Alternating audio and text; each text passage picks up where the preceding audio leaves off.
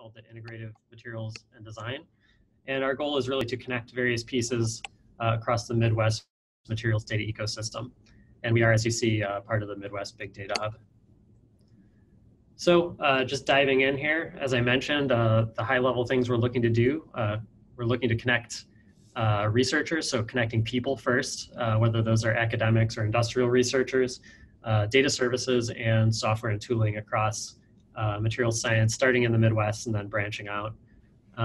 Another goal is to provide simplified and unified access to high-value materials data sets that are generated by the partner institutions.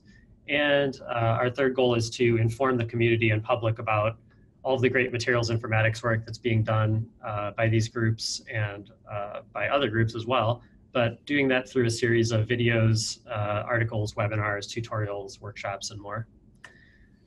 So as you see here on this map, the partners are shown with Northwestern, UChicago as the lead institution, University of Illinois, Urbana-Champaign, Michigan, Wisconsin.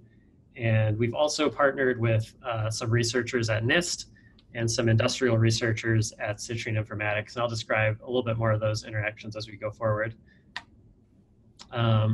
So some of the connections that we're building between researchers, we see that as very critical, making sure that people are talking to each other in this little ecosystem. The first is with the Materials Informatics Skunkworks at the University of Wisconsin. So the Chicago and Argonne team is holding weekly meetings with this group, mostly around the discovery of metallic glasses, but it's also to coordinate software development and machine learning projects and make sure we're not duplicating work. And as a result, we actually submitted a joint CSSI proposal that is still waiting for word. And as you see, this is, as Jim mentioned, it's a great opportunity to start training the next generation. So the Skunkworks is a group of about 20 undergraduates at Wisconsin that are interested in materials informatics. And we see there's quite a good opportunity there to train them.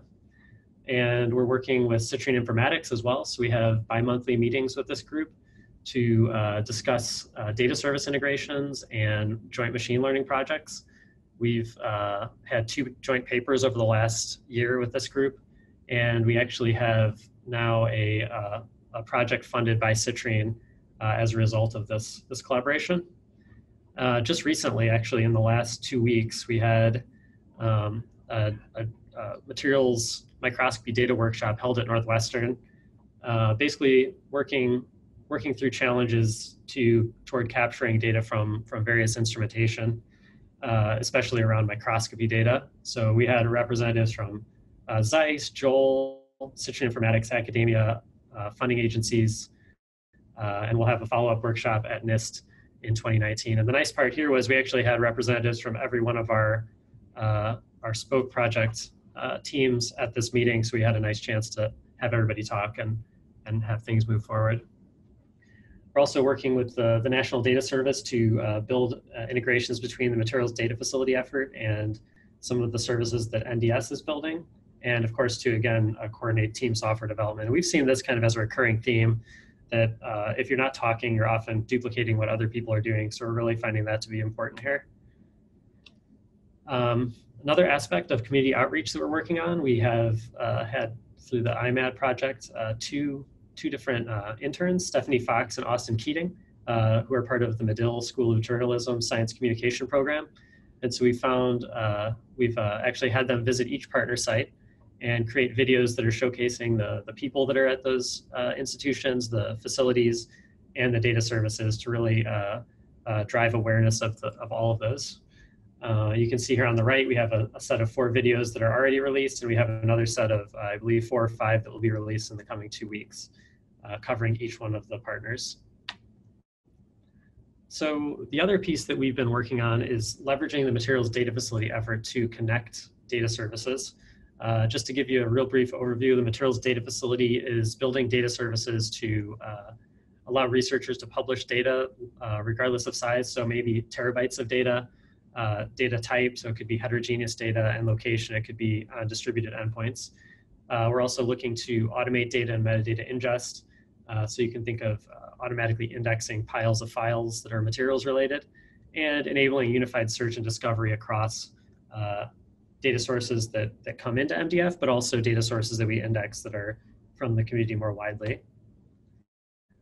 And so in particular with IMaD, the concept that we've kind of really latched onto is this MDF Connect flow, where we have many inputs being piped through the MDF Connect service and sent to many different outputs. And really the goal there is to make it easier for users to deposit their data from where they're collaborating into many services on the other side, all from one location. We heard this many times that there are 10 or 15 different data services that are important to the materials community. Researchers don't really want to have to deposit their data set in 15 different ways. So we're trying to help allay that problem. And as you see, the inputs we've been able to focus on through IMaD are largely centered around the partners. So the FORSEED service is built at Illinois, Materials Commons is at Michigan, and we've also been working with NIST, and of course we have other integrations that make it very simple for users to get data into this pipeline. The data is then sent through the pipeline. A series of extractions are performed on that data. Extractions meaning trying to pull out things like crystal structure or other material properties. Transformation meaning we transform the data into a form that is amenable to deposit in other services. So we could deposit into other MDF services like Publish to get a DOI, or our search service to allow querying and aggregating of that data. But beyond that, we can also deposit into services like the NIST Materials Resource Registry, Citrine Informatics, Citrination Platform, and Nanomine, and others that are in development. So we have a variety of ways you can do this. You can do it through a web form, which is shown here on the right. We ask for a very minimal amount of metadata like title, authors, data location, so we can go get that data and index it, tags, description, and then we ask you where you want to sync that data to. So if you want to send it to different places, you just click these boxes and off you go. And you only have to do it from one place. The other thing we've been able to build is a Python client that allows you to automate these processes. So if you have a large collaboration, you have hundreds of different data sets that are going to be deposited often, you can use this type of functionality to automate that, and you see that you get all of the functionality that was shown in the web form, but you get it through a Python client. The other thing that we've seen that is important is integrations to basically the places that researchers are doing their collaboration right now. So if a researcher has their data in Google Drive, it makes it very easy to send it through MDF Connect. Box we have an integration with, Dropbox, Figshare, and others. The one I do want to highlight specifically is our connection to FORSEED, since they're a partner of our Spoke. And you see here on the left a screenshot of their project space where you have, in this case, gallium nitride etching with a given pressure. And you may have some files associated with that. But basically the FORSEED project space is an active space where you share it mainly among local collaborators. And what we're seeing is that those researchers also want a way to export that data outside of FORSEED for the community to have access to later. And so we were able to work with the FORSEED team and Ben Gillespie at Illinois to build a very simple publication flow from FORSEED to MDF Connect. And you see that the user can select a repository to send to, they select materials data facility, and then they fill out a little bit of that same metadata and click publish. And then everything is sent out to the community as the user wants. I'm just going to show you a very quick video of how this works, just to show you how easy it is. So you log in with your institutional credentials. You see there are hundreds of different institutions you can log in with. I'm going to use Chicago. You then select to become a contributor. And then you're going to fill in a little bit of the metadata, like the title, the authors, the institutions, and the data location. So in this case, I'm going to choose data that's sitting on a Globus endpoint. So I'm going to pop over to Globus, grab the folder link, copy that in, add that to the data location, and then I'm going to tell it where I want to send it. So I want to publish it, and I want to send it to Citrination. Now you can follow along as our service is parsing through it. And here in a second, you'll see that it's sent to Globus, Globus Publish. So now you get a DOI, and you can cite that in your papers and such. And that is a persistent location.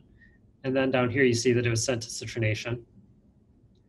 Now we pop over to citronation, and the nice part here is that it's not like you get the same functionality. You don't get another DOI. You don't get the exact functionality you would get from depositing into Globus Publish. You actually get things like features that are important for DFT calculations, like the functional, the cutoff energy, and a few other things. And these are also now in the citronation platform that allows you some easy access to machine learning capabilities. So that kind of wraps up what the high-level summary of what we've been working on with IMaD. As I mentioned, we're working to build the connections between various data services. Materials Commons is still in development for Seed, Materials Data Facility, Citronation, NIST, various services at NIST. And we expect many of these service connections will become available over the next quarter. As I mentioned, the video series will be online next month. We'll be rolling out our website at the same time.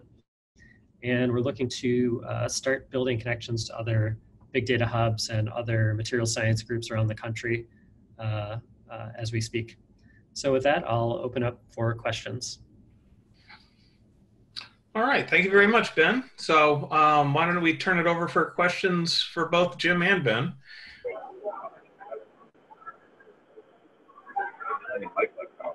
Hi, it's Matthew. Can you hear me? Yes, we can. Sorry about the background noise. I'm sitting in an airport. Well, this is great. I've seen Jim talk before, and well, there was some new stuff for me. So that's great. And loving. Sorry about the background noise. But this materials the data facility I hadn't seen before. I'm curious. You know, we are about phenotyping food. Jim's phenotyping essentially plants as they grow.